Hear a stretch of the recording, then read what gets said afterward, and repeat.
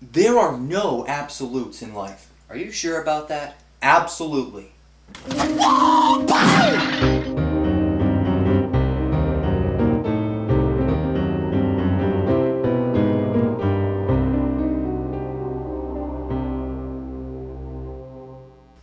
These days, we live in a world that is extremely pluralistic.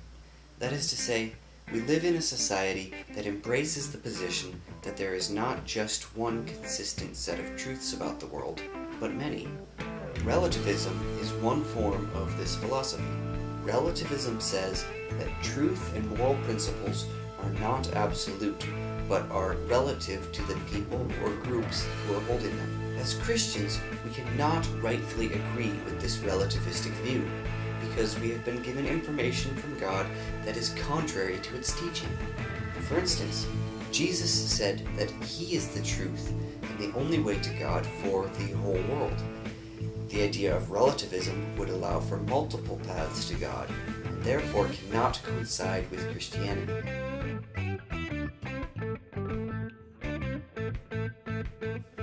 Because the Christians had an absolute universal standard that wished to judge not only personal morals but the state, they were counted as enemies of totalitarian Rome and were thrown to the beasts. If they had worshipped Jesus and Caesar, they would have gone unharmed, but they rejected all forms of syncretism. The plain absolute truth is that Christianity and relativism cannot coexist together in application. It's either one or the other. Let's take this a step further to see if we can show the fallacy of relativism itself. Wait a second, we just did! Since Christianity and relativism cannot both be correct, and relativism allows for anything to be correct, then logically, relativism must be incorrect. In his song, Truth, the Christian rapper Lecrae wrote, "If what's true for you is true for you, and what's true for me is true for me, what if my truth says your truth is a lie? Is it still true?"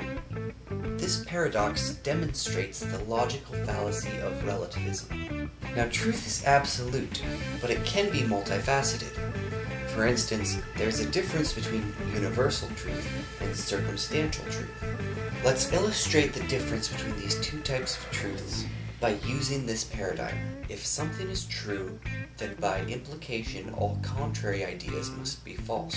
Taking that line of thinking, let's apply it to a situation. Daniel is in the room. This is a true statement. So any contrary ideas, Daniel is not in the room, must be false, right? Wrong. Daniel is not in the room is a true statement if we're talking about a different room. This is circumstantial truth. It can be different based on one's circumstances or perspectives. But just because circumstantial truth does exist does not negate the reality of universal and absolute truth. Daniel is in the room is a true statement, so by implication, all contrary ideas given the same circumstances must be false. Therefore, Daniel is not in the room is false. What we have just done is illustrated a universal truth. It doesn't matter how you were raised or who you are, Daniel is in the room. The important thing to remember is that biblical morals are not circumstantial truths. God has given us the scriptures as a standard for our morals, and these righteous standards must not be interpreted based on our circumstances. Moral relativism is very dangerous because ideas have consequences. Consequences are based on absolute truths, such as the laws of nature. If you jump off the Statue of Liberty, you're going to fall and die, whether you believe it or not.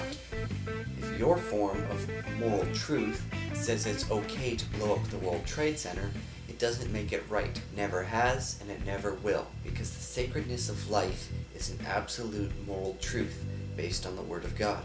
There is absolute truth, and there is circumstantial truth. But moral relativism is dangerous and illogical, and cannot coincide with Christianity. But in all this study, one thing remains the most important. Jesus and His Word always have and always will be the absolute source of truth.